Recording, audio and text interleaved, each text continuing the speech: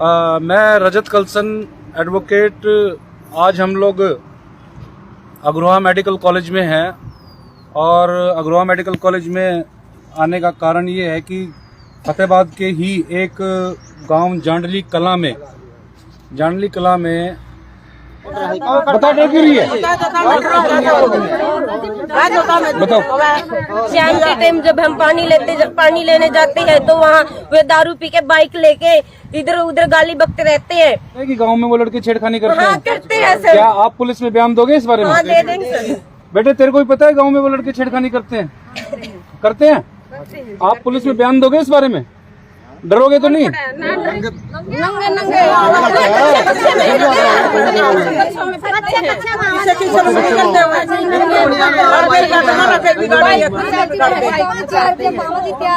आप इन्हें एक एक करके बोल लो ना। बताओ आप बताओ क्या बात है? कच्चे पर आवे जीतने टोक दे दे कहते मारा के करोगे कोई ये तेरा मेरे पर का कहते जे मन करे उसे ना गले ले मतलब पहली घटना नहीं है, पहले ही बहुत घटना हुई है जी। हमने खतरा है। कौन कौन सी घटना हुई है बताओ? दलित समाज भाई बताओ कौन कौन सी घटना? जो भी लड़का मतलब उनके खिलाफ बोला उसी ने पीट दिया बस। और आज भी हाथापाई की, फिर उन्होंने पिस्तौल काटे। तो मैटर तो एक लड़की का भी था बीच में। कौन थी वो लड़की? और गांव की थी, अपनी चमार बिरादरी से थी। तो सभी साथियों को जय भीम। मैं रजत कलसन एडवोकेट। आज हम लोग अग्रोहा मेडिकल कॉलेज में हैं और अग्रोहा मेडिकल कॉलेज में आने का कारण ये है कि फतेहाबाद के ही एक गांव जांडली कला में हमारे समाज के एक युवक, क्या नाम था उसका? हमारे समाज के एक युवक पवन कुमार को जाट समाज के 3 लड़कों ने गोली मार दी और गोली मारने की वजह से उसकी हालत बेहद गंभीर है। उसको अग्रोहा मेडिकल कॉलेज में भर्ती कराया गया है। उसका ऑपरेशन किया गया है। ऑपरेशन करके उसकी गोली बाहर निकाली गई है। अभी भी उसकी हालत गंभीर बनी हुई है और वो खतरे में है।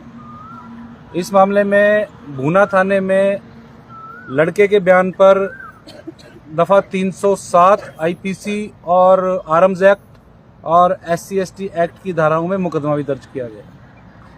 तो इतनी बड़ी घटना हुई है, इसके पीछे कारण ये है कि हम लोग पहले भी अपनी फेसबुक पर, सोशल मीडिया पर चर्चा करते रहते हैं कि गांवों में, खास तौर पर गांवों में हमारे समाज की जो लड़कियां हैं, खास तौर पर स्कूल जाने वाली, कॉलेज जाने वाली, और जब वो लड़कियां शाम को पानी लेने जाती हैं वो लड़कियां बिल्कुल भी सुरक्षित नहीं हैं। जो एक जातिवादी गुंडे हैं, जातिवादी गुंडों की एक जमात है, वो हमेशा उनके राडार पर रहती हैं और हमारी समाज की बच्चियों के साथ आते जाते छेड़खानियां की जाती हैं, अश्लील इशारे किए जाते हैं, उनका रास्ता रोका जाता है, उनसे जबरदस्ती दोस्ती करने की कोशिश की जाती है। और यहाँ तक कि बहुत सारे केस मैंने पिछले 10-12 सालों में देखे हैं कि हमारी बच्चियों के साथ रेप किए जाते हैं, गैंग रेप किए जाते हैं और उनको फिर गैंग रेप करके कई बार मार भी दिया जाता है। आप लोगों ने बहुत सारे केसेस देखे होंगे, हमने इस तरह के बहुत सारे केसेस किए हैं। तो इस गांव की भी कमोबेश यही घटना है और इस गांव में हमारे समाज की जो लड़कियां हैं, जो बालिग लड़कियां हैं या नाबालिग लड़कियां हैं, वो लड़कियां जब स्कूल में जाती हैं या कॉलेज में जाती हैं या अपने घर के किसी काम से जाती हैं तो इस गांव में जातिवादी गुंडों का, जाति में मेंशन आपके बीच में पहले कर चुका हूं, जातिवादी गुंडों का एक गैंग है जो हमारे समाज की लड़कियों पर गलत नजर रखता है और आते जाती लड़कियों को छेड़ने का काम करता है। और बहुत बार इस गांव में क्लैश हो चुके हैं। हमारे समाज के लोगों ने इनको कहा है कि हमारे लड़कियों के साथ इस तरह दुर्व्यवहार या छेड़खानी की घटना मत करो, लेकिन उन लोगों के ऊपर एक जाति का घमंड सवार है कि हमारा कोई कुछ बिगाड़ नहीं सकता। हमारे MLA हैं, हमारे MP हैं, हमारे SHO हैं, हमारे SP हैं, हमारा DGP है, हमारा डिप्टी CM है। तो ये कहीं ना कहीं एक उनके ऊपर, उन लोगों के दिमागों में इस तरह की बातें हैं। हमारे पास ज़मीनें हैं और हमारे पास पैसा है, हमारा कोई कुछ बिगाड़ नहीं सकता, इस तरह की जो बातें हैं उनको अपराध करने के लिए प्रेरित कर रही है।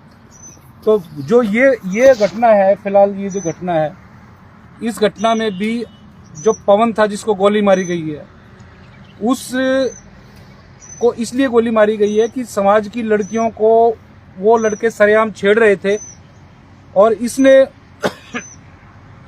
उन लड़कों को टोका तो पहले तो उसके साथ मारपीट की गई, फिर उन लड़कों ने दूसरे लड़कों को बुलाया और सभी अपने हाथों में जो फायर आर्म्स थे वो लिए हुए थे, बंदूक लिए हुए थे, रिवॉल्वर वगैरह जो भी था, और उससे उसको गोली मारी और गोली उसके यहाँ से होती हुई यहाँ पर आई है और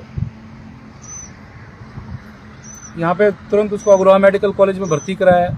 यहाँ पर भी डॉक्टरों ने लापरवाही दिखाने का काम किया है। डॉक्टरों ने उसका जिस दिन की घटना थी, जिस दिन उसको यहाँ पे हॉस्पिटल में लेके आया गया था, उसके 3 दिन बाद उसका ऑपरेशन किया है और इस दरमियान बॉडी में इन्फेक्शन फैल सकता था, उसकी जान जा सकती थी। और हालांकि इस मामले में एफआईआर दर्ज हुई है, लेकिन अभी तक किसी भी आरोपी को पुलिस ने गिरफ्तार नहीं किया। सारे के सारे खुलेआम गाँव में घूम रहे हैं जैसे कि कुछ हुआ ही ना हो।